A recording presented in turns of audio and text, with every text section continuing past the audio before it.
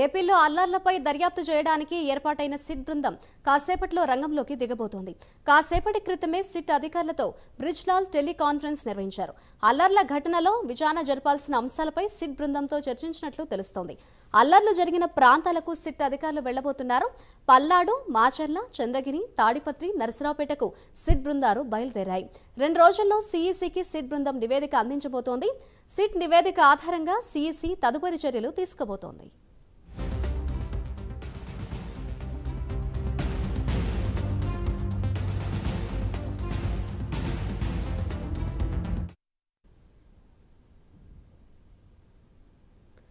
ఏపీలో అల్లర్లపై దర్యాప్తు చేసేందుకు ప్రభుత్వం సిట్ ఏర్పాటు చేసింది. దాంతో ఇవాల్టి నుంచి సిట్ బృందం క్షేత్రస్థాయిలో దర్యాప్తు మొదలుపెట్టనుంది.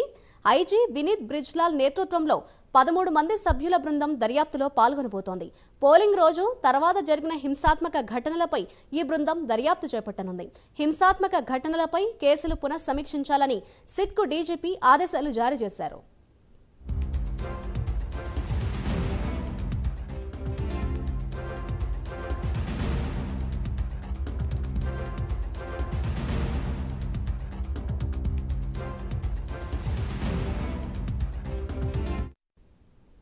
ఐపీఎస్ అధికారి వినీత్ బ్రిజ్లాల్ నేతృత్వంలో సిట్ ఏర్పాటైంది.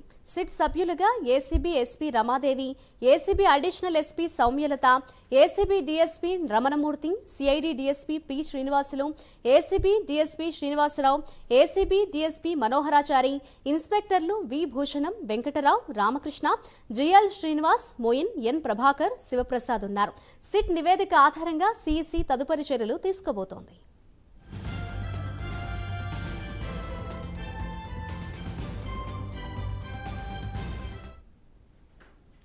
ఎన్నికల వేళ జరిగిన హింసపై సిట్ ఏర్పాటు చేయాలని రాష్ట్ర ప్రభుత్వాన్ని కేంద్ర ఎన్నికల సంఘం ఆదేశించడంతో ప్రభుత్వం ఈ ఏర్పాటు చేసింది. ముఖ్యంగా పల్నాడు, తిరుపతి, అనంతపురం జిల్లాల్లో ఎన్నికల రోజున ఆ తర్వాత చోటు చేసుకున్న అల్లర్లపై సిట్ దృష్టి సారించబోతోంది. మాచర్ల, తిరుపతి, తాడిపత్రిలో జరిగిన ప్రతి ఒక్క సంఘటనపైన ఎఫ్ఐఆర్ నమోదు చేసే అవకాశాలు కనిపిస్తున్నాయి. ఇదే అంశంపై మరింత సమాచారాన్ని మా ప్రతినిధి రవికృష్ణ అందిస్తారు. రవికృష్ణ, మాధురి, ఏదైతే ఈ పల్నాడు ఏరియా కానివ్వండి, అటు అనంతపురం, తిరుపతిలో జరిగినటువంటి వివిధ హింసాత్మక సంఘటనలు ఏవైతే ఎలక్షన్ జరిగినాయో వాటి మీద మాత్రం కేంద్ర ఎన్నికల సంఘం మాత్రం చాలా సీరియస్ అయింది. అదే విధంగా కూడా దీనికి సంబంధించి ఏపీకి సంబంధించిన డీజీపీ విధంగా కూడా సిఎస్ని పిలిపించడం జరిగింది. అక్కడ జరిగినటువంటి సంఘటనలన్నింటినీ కూడా అక్కడ సమీక్షించిన తర్వాత దీనికి సంబంధించి ఎవరైతే పల్నాడు ఎస్పీని సస్పెండ్ చేశారో అదే విధంగా కూడా అనంతపురంకి సంబంధించి కూడా సస్పెండ్ చేయడం జరిగింది. చిత్తూరు ఎస్పీని అయితే ట్రాన్స్ఫర్ చేయడం కూడా జరిగింది. ఈ నేపథ్యంలోనే జరిగిన అల్లర్లు అసలు ఏ విధంగా జరిగినా దాని కారణాలు ఏంటి అనే దాని కూడా దృష్టి పెట్టింది. దీనికి సంబంధించి మొత్తం సిట్ ని ఏర్పాటు చేయడం జరిగింది. ఈ సిట్ కి సంబంధించి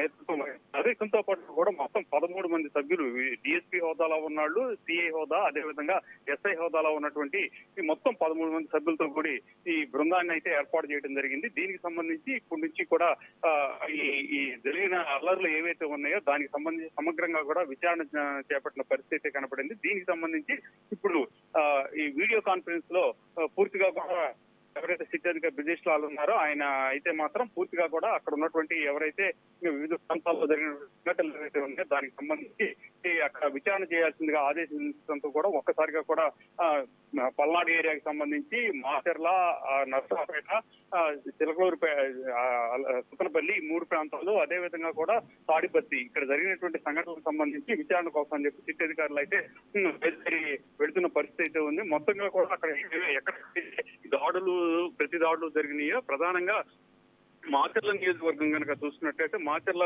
నియోజకవర్గంలో కారంపూడిలో జరిగిన దాడులు, అదేవిధంగా నర్సాపేటలో పరస్పరం దాడులు చేసుకున్న అభ్యర్థులు దాడులు చేసుకున్న ఘటన, దీనికి సంబంధించి పూర్తి స్థాయిలో కూడా లా అండ్ ఆర్డర్ కంట్రోల్ తప్పిన పరిస్థితి. ఇక తాడిపత్రిలో కూడా అక్కడ జేసీ బ్రదర్స్ కి సంబంధించి జరిగినటువంటి ఈ దాడులు, ప్రతి దాడులకు సంబంధించిన అంశాల మీద కూడా పూర్తి స్థాయిలో కూడా దృష్టి కేంద్రీకరించింది.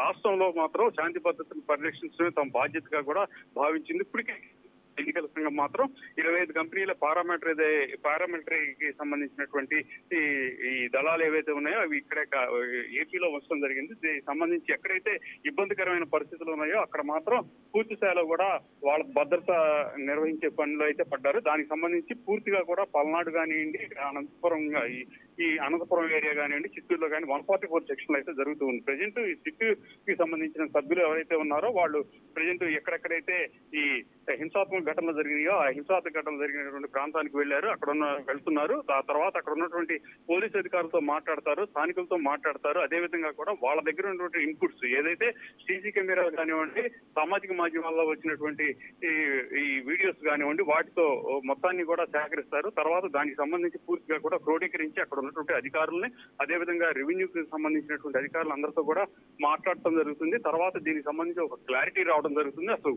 జరగడానికి ఈ ప్రతి దాడులు జరగడానికి కారణాలు ఏంటి అనే దాని మీద ఒక సమగ్రమైనటువంటి రిపోర్ట్ తయారు చేసి సిట్టుకి సంబంధించి ఎవరైతే అధికారులు బ్రిజేష్ లాల్కి అందించడం జరుగుతుంది. ఆయన దాన్ని కేంద్ర ఎన్నికల సంఘానికి పంపించడం జరుగుతుంది. ఆ పంపించిన తర్వాత దాంట్లో వచ్చినటువంటి ఇన్పుట్స్ ఆధారంగా ఎవరెవరి మీద చర్యలు తీసుకోవాలి ఏంటి అనే దాని మీద కూడా కేంద్ర ఎన్నికల సంఘం అయితే మాత్రం పూర్తి స్థాయిలో కూడా సిద్ధపడినట్టుగా కూడా తెలుస్తుంది. ఇప్పుడు కేసులు బనాయించి ఎక్కడైతే హింసాత్మక ఘటనలు జరిగినాయో అక్కడ కేసులు బనాయించి పరిస్థితుల్లో ఆ కేసులకు సంబంధించి కరెక్ట్ సెక్షన్ లో ఫార్మెట్ ప్రకారం ఉంచారా, లేకపోతే ఏదైనా కేసులకు సంబంధించి గ్రావిటీని తగ్గించారా అనే దాని మీద కూడా పూర్తిగా కూడా ఎంక్వైరీ నడుస్తున్నటువంటి పరిస్థితుల నేపథ్యంలో ఇప్పుడైతే మాత్రం పోలీసు అధికారులు మాత్రం చాలా ఇబ్బందికరమైన పరిస్థితులు ఏదైతే హింసాత్మక ప్రాంతాల్లో ఉన్నటువంటి అధికారులు ఎవరైతే ఉన్నారో వాళ్ళైతే మాత్రం కొంత అసహనాన్ని వ్యక్తం చేస్తున్న పరిస్థితి కనపడుతుంది.